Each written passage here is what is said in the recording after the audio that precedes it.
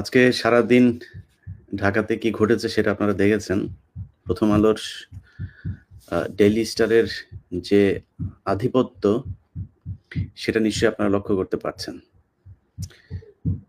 বর্তমান সরকার এখানে ডক্টর মোহাম্মদ ইউনূস এবং তার সাথে তার চুজ করা কয়েকজন বাদে এবং তার চুজ করা সেগুলো আল্টিমেটলি আসলে এরাও তো এই ইউনূস বাদে তো এখানে খুব বেশি যে এই সরকার দ্বারা নির্যাতিত হয়েছে এরকম নাই।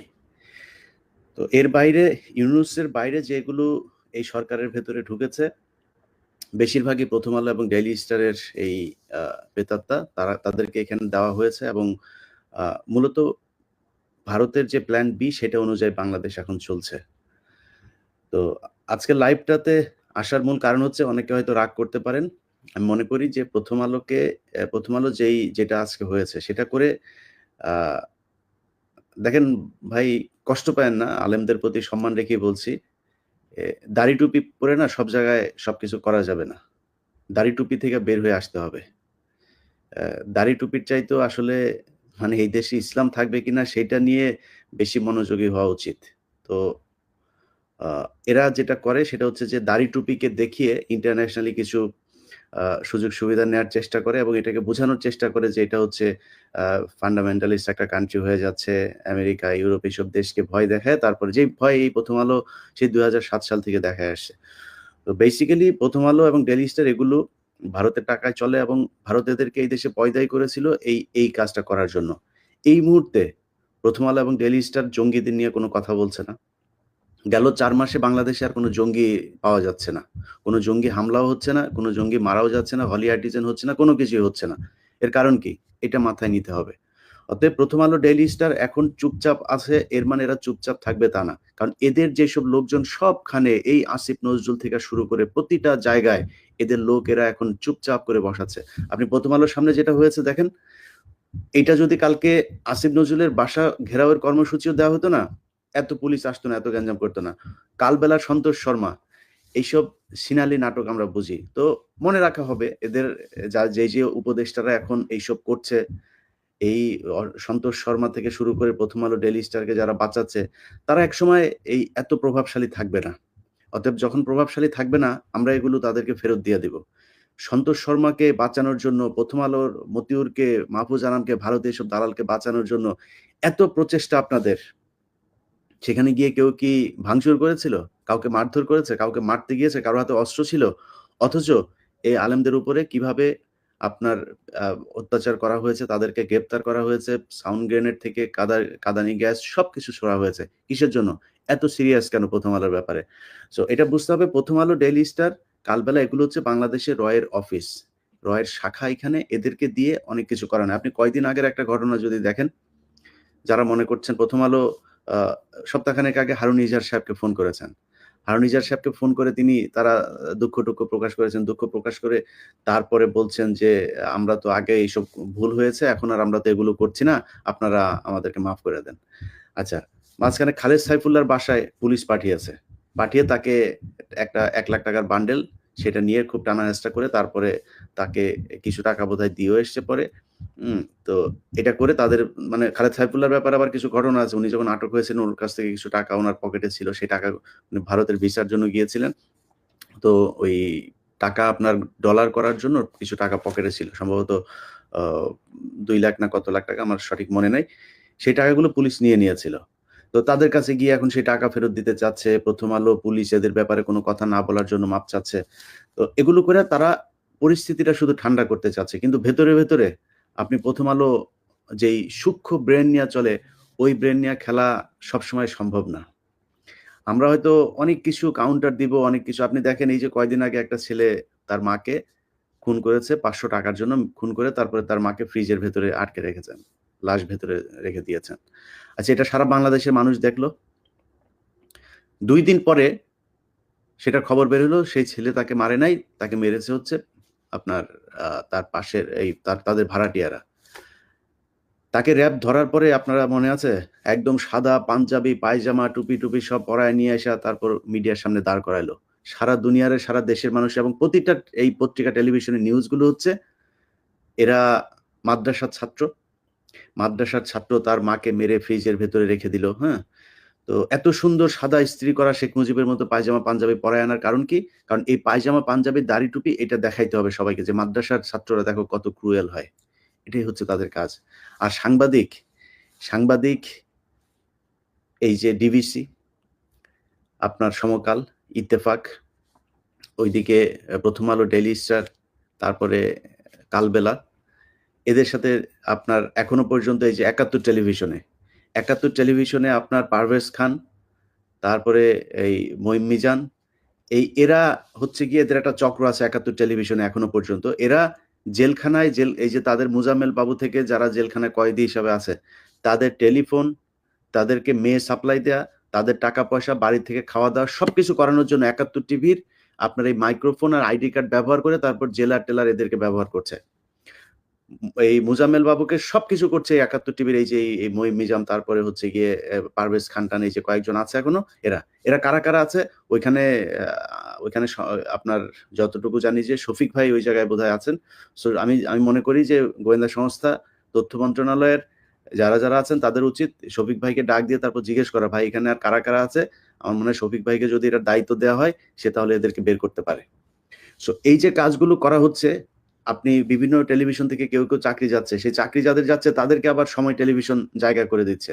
সময় টেলিভিশনে এখনো পর্যন্ত নিউ ইয়র্কে যে কিনা ছাত্র আন্দোলনে সরাসরি ছাত্রদের বিরুদ্ধে অবস্থান নিয়েছিল, এইখানে পর্যন্ত সে ছাত্ররা তাকে আপনার তাড়া করেছিল এই টাইম স্কোয়ারে, তাকে এখনো পর্যন্ত সময় টিভি রেখে দিয়েছে। কমল দে এখনো পর্যন্ত সময় টিভিতে কাজ করে।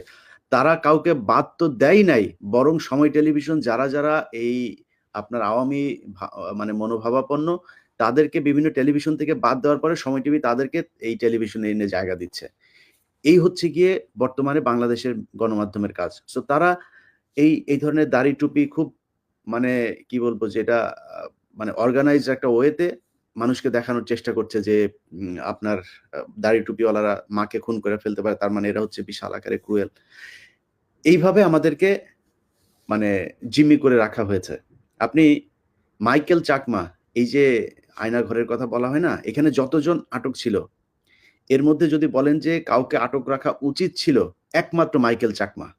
এই মাইকেল চাকমা বের হওয়ার পর থেকে প্রথম আলো, ডেইলি স্টার, এরা তাকে নিয়ে একটার পর একটা হাজার পাহাড়ি বাঙালি যারা থাকে, সে বাঙালিদেরকে হত্যার এই কারিগর হচ্ছে এই মাইকেল চাকমা। যতজন বের হয়েছে আয়নাগর থেকে, আপনি প্রথম আলো, ডেইলি স্টার দেখেছেন যে এই জনাব আজমির নিতে বক্তব্য নিতে, হাসিনুরের বক্তব্য নিতে দেখেছেন, মেজর সুমনের বক্তব্য নিতে দেখেছেন? কারোর বক্তব্য নেওয়া হয় নাই। শুধুমাত্র এই মাইকেল চাকমার একটার পর একটা বক্তব্য নেওয়া হচ্ছে। এখন ধরেন হইতে পারে আমরা এই যে সমালোচনাগুলো করছি না, প্রথম আলো তো ধরেন তারা তো মানে বুদ্ধি ছাড়া লোকজনের তো আর টাকা দিয়ে কেনে নাই। দেখবেন খুব সুন্দর করে কথা বলতে পারে, চেহারাটাও একটু মোটামুটি, মানুষ দেখলে মায়াবী মনে হয়। এই যে প্রথম আলোর মতিউর রহমান, মাহফুজ আনাম, কি সুন্দর চেহারা, তাই না? এদিকে আসিফ নজরুল কি সুন্দর করে কথা বলে, 2 মিনিটে মেয়ে পড়াইতে পারে। তো এই যে আসিফ নজরুলদের মতো এরকম জিনিসকেই তারা বাই করে। সো মেধা তো কেনে তারা। তো এদেরকে আপনার সুন্দর করে এখন কথা বলাবে, আপনাদের মনে হবে যে প্রথম আলো, ডেইলি স্টার এরা বোধহয় ভালো হয়ে গিয়েছে। এখন আবার আরেকটা কথা বলা হচ্ছে প্রথম আলোকে মাপ চাইতে হবে। মাপ চাওয়া চাই না। আমি মনে করি আজকের এই যে আন্দোলনের পরে আমি যারা আন্দোলন করেছে আমি তাদেরকে বলবো যে ভাই খুব মাথা ঠান্ডা রেখে তারপরে প্রথম আলোর সাথে ডিল করতে হবে। ১ নাম্বার হইছে, আমি আপনাদের আবারও বলছি, আমার এটা মিসকোট করার কোনো সুযোগ নাই। দাড়ি টুপি পরেন, দাড়ি টুপি পরা সুন্নত, কোনো সমস্যা নাই। কিন্তু এইটা দিয়ে যেন আপনার মানে এই দেশে ইসলাম পালন করাটাকেই ঝুঁকিপূর্ণ করে তুলতে না পারে। এই গেল ১৫ বছর যেটা তারা করেছে। সো আপনাদেরকে কৌশলী হইতে হবে। এই প্রথম আলোর সামনে দাড়ি টুপি পরে আমি মনে করি এরকম করার চাইতে আপনাদের যে আলেমদেরকে এই ১৫ বছর ধরে প্রথম আলো এবং ডেইলি স্টারের এই কলাম এবং তাদের যে সিন্ডিকেটের মধ্যে যে পুলিশ ছিল, যে সাংবাদিকরা ছিল, তাদের নামে আমরা যেটা করছি, আমরা কয়েকজন আলেমকে দিয়ে এটা করাচ্ছি, তারা এইভাবে মামলা করছে। মামলা যদি কোথাও কোনো থানা না নেয়, ওই থানা ঘেরাও করতে হবে। আর আজকে যেই সব পুলিশরা এইখানে আপনারা এই যে আক্রমণাত্মক ছিল, এরকম কয়েকজনের চেহারা আমি দেখলাম। সো আপনাদের নাম ঠিকানা কালেক্ট করার চেষ্টা করা হচ্ছে।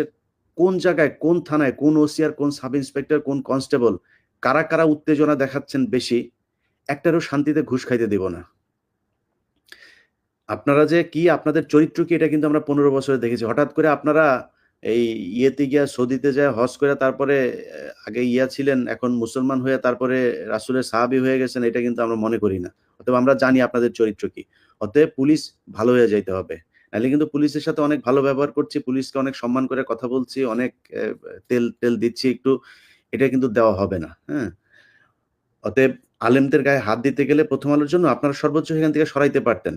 তারা যদি কোনো ধ্বংসাত্মক কিছু করত, আক্রমণাত্মক কিছু করত, আপনি তাদেরকে ঠেকাইতে পারতেন, বাধা দিতে পারতেন। আপনারে মারার সাহস কে দিয়েছে? আপনি আটক করে নিয়ে গেলেন কেন ওইখান থেকে? কি অপরাধ তাদের? তো এইটা আপনাদের বুঝতে হবে। যারা আন্দোলন করছেন তাদেরকে বলব এবং আলেমদেরকে বলব যে বিশেষ করে আপনারা আ প্লিজ আপনাদের অনেক কষ্ট করেছেন। আর কিছুদিন কষ্ট করতে হবে। এগুলো করেছে এতদিন ধরে ১৫ বছর ধরে তাদের ব্যাপারে আপনাদেরকে মামলা করতে হবে এবং আইনগতভাবে তাদের মোকাবেলা করতে হবে। আইনগতভাবে খুব স্পষ্টভাবে 'প্রথম আলোর' সম্পাদক থেকে শুরু করে 'প্রথম আলোর' টিপু সুলতান, সাবিয়া আলম থেকে এই ডেইলি স্টারের গোলাম মর্তুজা, মাহফুজ আনাম এরা যারা আপনার এই জঙ্গি নিয়ে কৌশলে আপনাদেরকে ভয় দেখাইতো না? তাদের কলাম লেখার পরপর পুলিশ তাদেরকে ধরেছে। একদম স্পষ্ট আলেমরা আমার কাছে বক্তব্য দিয়েছে যে, 'প্রথম আলোর' এই পত্রিকার সামনে রেখে তারপরে করা হইতো। 'প্রথম আলোর' পত্রিকার এই সাংবাদিক টিপু সুলতান, সাবিয়া আলম, এই ওদিকে হচ্ছে সন্তোষ শর্মা, এরা নিজে উপস্থিত থাকতো এইসব ইন্টারোগেশন এ। সো সেইখানে তারা কি করেছে? এটাকে আপনার মানে করে গ্রাউন্ড ধরেই অনেক সুন্দর মামলা করা সম্ভব। অতএব ওই মামলায় যাইতে হবে। মামলায় যদি বিচার না হয় ঠিকমতো, মামলায় যদি তাদেরকে শাস্তি দেওয়া না হয়, তাদেরকে আটক করা না হয়, সেটার জন্য আন্দোলন হবে। যে আসামিকে আটক করা হচ্ছে না কেন? এখন তাদের সামনে গেলে তারা এটা দেখাচ্ছে যে গণমাধ্যমের উপরে আর উপদেষ্টা পরিষদে তো বসিয়ে রাখাই হয়েছে। 'প্রথম আলো', 'ডেইলি স্টারের' পেজ যেসব এই যে আসিফ নজরুল, তারপরে মাঝখানে আরেকজন, সবার নাম-টাম বলছি না, বাট মনে রাখবো আমরা ভাই। আপনারা এই ১৫ বছর আপনাদের চেহারা সুরত আমরা দেখি নাই। এখন আইসা যারা এই সন্তোষ শর্মার অফিস ঘেরাও করার কথা বললে যারা 'প্রথম আলো', 'ডেইলি স্টারের' পক্ষে করছেন, আমি 'প্রথম আলোর' অনুসন্ধানী একটা করার পরে, ডকুমেন্টারি করার পরে যারা 'প্রথম আলোর' পক্ষে এই পোস্ট-টোস্ট করছেন, এগুলো আমরা মনে রাখবো। ঠিক একা যখন থাকবেন না, এই উপদেষ্টা পরিষদ থেকে বের হয়ে যাবেন, তখন কই থাকেন, কেমনে থাকেন, আর কিভাবে আপনারা মান-সম্মান নিয়া বেঁচে থাকেন, একদম শয়তানি জীবনে যা করছেন সব প্রকাশ করা হবে। তো সেই অপেক্ষায় থাকেন।